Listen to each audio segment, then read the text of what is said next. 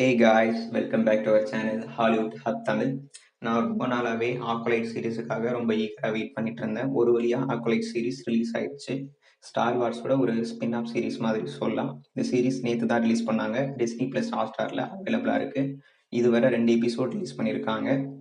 இந்த web series பத்தி சொல்லணும்னா பார்த்த வரை ரொம்ப டீசெண்டாவே இருக்கு. ரொம்ப நல்லாவும் இருக்கு. எப்பவுமே ஸ்டார் வார்ஸ் சீரிஸ் பத்தி பார்த்தீங்கன்னா, ஒரு ஸ்பேஸ் அட்வென்ச்சர் கேட்டகரி சீரிஸா இருக்கும். பட் இது கொஞ்சம் டிஃப்ரெண்ட்டா இருக்கு. ஒரு கிரைம் த்ரில்லர் பேஸ்டு சீரிஸ் மாதிரி இருக்கு. இதுதான் ஃபர்ஸ்ட் டைம் நான் இந்த மாதிரி கிரைம் த்ரில்லர் பேஸ்டு சம்மந்தப்பட்ட ஸ்டார் வார்ஸ் சீரிஸ் பார்க்குறது. இந்த சீரிஸ் பத்தி சொல்லணும்னா, ஒரு பொண்ணு ஜெடாயெல்லாம் கொலை பண்றாங்க. ஏன் எதுக்கு கொலை பண்றாங்க அப்படிங்கிறதுக்கு இன்வெஸ்டிகேட் பண்றதுக்காக வேற ஒரு ஜெடாய் வராரு.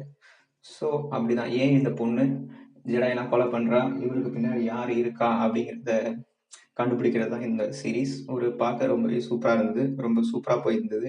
இந்த சீரிஸ் ரொம்பவே நல்லா இருந்தது. ஒன்ஸ் செக் பண்ணி பாருங்க. செக் பண்ணி பார்த்துட்டு எப்படி இருந்ததுன்னு கமெண்ட்ல சொல்லுங்க. இந்த சீரிஸுக்கு IMDb பார்த்தீங்கன்னா 5.5 அவுட் ஆஃப் 10 ரேட்டிங் கொடுத்துருக்காங்க. ரொம்பவே கம்மியா கொடுத்துருக்காங்க. ஏன்னு தெரியல. பட் ரோட்டன் டொமேட்டோஸ் இதுக்கு 93% கொடுத்துருக்காங்க.